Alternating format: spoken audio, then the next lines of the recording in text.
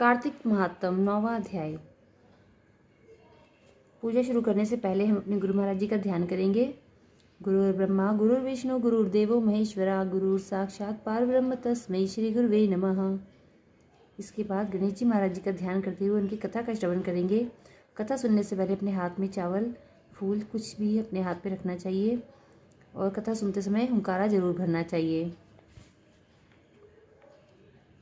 बोली गणेश जी महाराज की जय।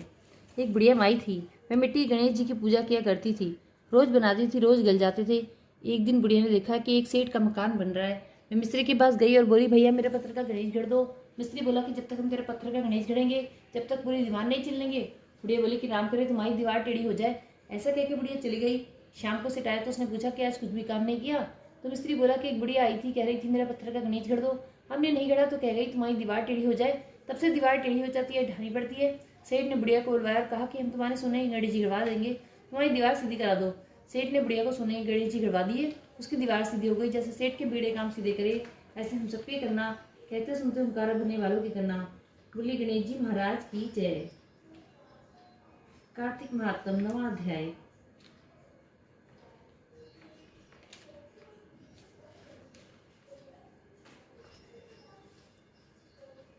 कार्तिक व्रत की उद्यापन विधि सुन लेने के बाद राजा पृथु ने नारद जी से कहा कि हे महाराज, आपने बताया है कि तुलसी की जड़ में विष्णु का पूजन करना चाहिए।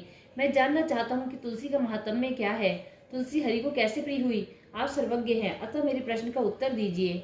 मुनि श्रेष्ठ ने कहा कि एक बार इंद्र शिवजी के दर्शनों के लिए कैलाश पर्वत को गए तो शिवजी ने उनकी परीक्षा ली। इंद्र के साथ सभी देवतागण और अप्सराएं थी। कैलाश पर्वत पर जाकर इंद्र ने भयंकर दांतों और आंखों से भयानक लगने वाले एक पुरुष को देखा। इंद्र ने उससे पूछा कि तू कौन है और जगदीश्वर शिव कहाँ चले गए।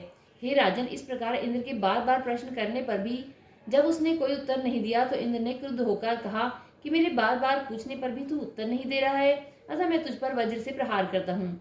अरे मूर्ख, तुझे कौन बचाएगा। ऐसा कहकर इंद्र ने उसे मारने के लिए वज्र उठाया, वहीं उसका हाथ जड़ हो गया। रुद्र भगवान अपने तेज से जलाते हुए प्रकट हुए। उन्हें देखकर बृहस्पति शिव को पहचान गए और शीघ्र ही हाथ जोड़कर इंद्र से भूमि पर दंडवत प्रणाम करवाया और स्वयं प्रणाम करके स्तुति करने लगे। हे देवों के देव, मैं आपको प्रणाम करता हूँ। त्रिपुर के संहारक, शर्व तथा अंधक दैत्य को मारने वाले आपको प्रणाम है।